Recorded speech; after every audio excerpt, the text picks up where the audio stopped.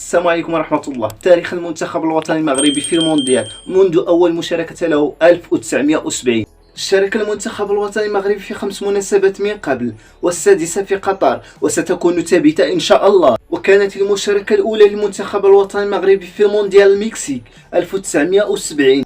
وغادر المنتخب الوطني المغربي من الدور الأول بهزيمتين وتعادل. بعد 16 سنة من الغياب جاء المونديال 1986 بالمكسيك، الذي كان أجمل وأروع مونديال في تاريخ المنتخب الوطني المغربي، حيث تأهل إلى الدور الثاني، وكان أول منتخب عربي وإفريقي يتأهل إلى الدور الثاني على رأس المجموعة، حيث فاز على المنتخب البرتغالي ب3 أهداف لهدف وحيد، وتعادل مع إنجلترا وبولندا دون أهداف.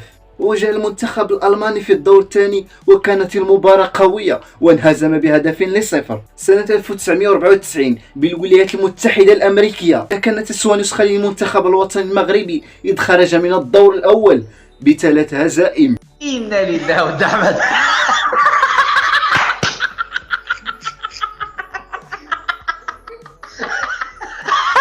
المونديال 1998 الذي كان المنتخب المغربي قريب من التأهل للدور الثاني، حيث فاز على اسكتلندا وتعادل أمام النرويج وانهزم أمام البرازيل. مونديال 2018 في روسيا، غنربحوا إيران ونتعادلوا مع اسبانيا ونتعادلوا مع البرتغال وغندوزوا للدور الثاني مرتاحين.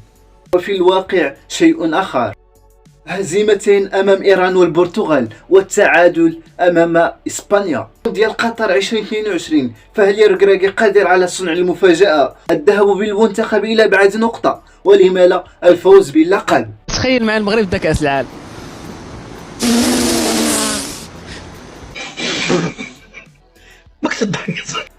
دمتم في رعاية الله، وإلى الحلقة المقبلة.